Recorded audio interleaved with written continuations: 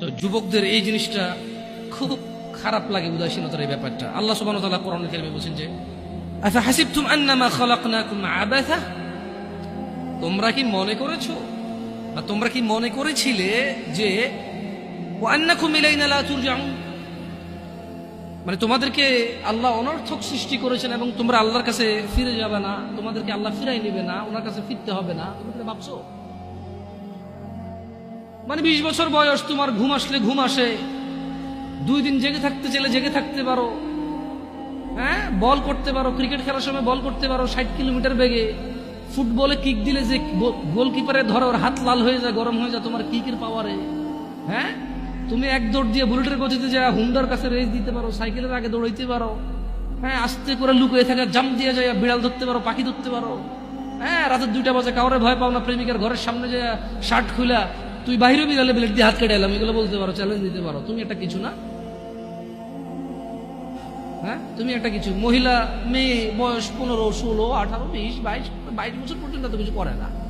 এই 14 থেকে 18 ভিতরে বাপকে বলতেছে যে তুমি লাগবে না, আমার ও আছে, ও হইলেই চলবে। কত মানুষ গরিব আছে না, কি হয়েছে, নানা ধরনের উদাহরণ উদ্ধৃতি, মন যা চায় তা বলতে পারে। কেন এখনো জুয়ান যুবতী কোনো বিপদ চোখে দেখে নাই, যুবক যুবতী এখনো অভাব দরিদ্রতা চোখে দেখে নাই, বাপের ঘাড়ের উপরে খায়, যা খুশি তা করে, যেদিকে খুশি সেদিকে যায়, যা খুশি তা বলে। আল্লাহ বলছে যে আফা হাসিবতুম আন্নামা খালাকনাকুম আবাসা, তুমি যা খুশি তা করো, আমি তোমাকে তৌফিক দিছি, তাই বলে কি তুমি মনে করো আমি তোমাকে অনর্থক এমনি এমনি সৃষ্টি করছি? ওয়া আন্নাকুম ইলাইনা লা তুরজাউন, তোমাদেরকে কি আমি আল্লাহর কাছে ফিরে আনবো না আমি, এরকম ভাবো তোমরা? ইকতারাবা লিন-নাস হিসাবুহুম ওয়া হুম ফি গাফলাতিন মুরিদুন, মানুষের হিসেব নিকেশ নেই।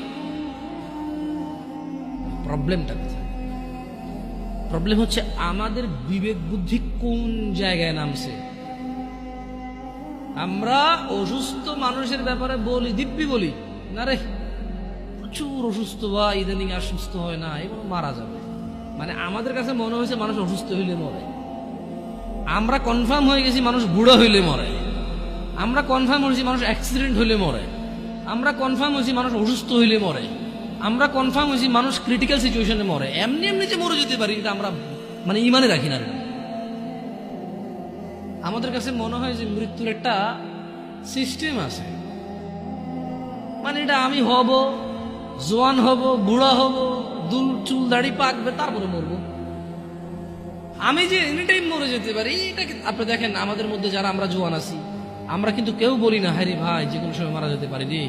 আমরা সবসময় বলি যে আমার দাদা অনেক বুড়ো হয়ে গেছে, বাঁচবে না মনে হয়, আমার আম্মা আইসিইউতে দোয়া করেন ভাই বাঁচবে না মনে হয়, আপনার ভাবিটা ভাই বাচ্চা হওয়ার সময় মানে এক্সট্রা ব্লিডিং হচ্ছে, বাঁচবে না মনে হয়। ঠিক আছে, ওগুলো ক্রিটিক্যাল সিচুয়েশন, কিন্তু এরকম হাসপাতালে গেলে যদি মানুষ মারা যাইতো তাহলে কেউ হাসপাতালে যেত না। তার মানে হাসপাতালের রেশিও কি 100 জন ঢোকে 30 জনও মারা যায়। আমি ভুল বলছি?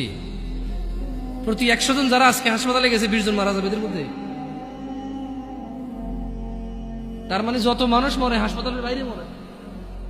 মানে আপনি এখন যেখানে বসে আছেন অথবা আমি যেখানে বসে আছি, খুব একটু সূক্ষ্মভাবে যদি চিন্তা করি, আমরা হাসপাতালে যারা যায় তাদের মরার চিন্তা আমরা করি প্রচুর,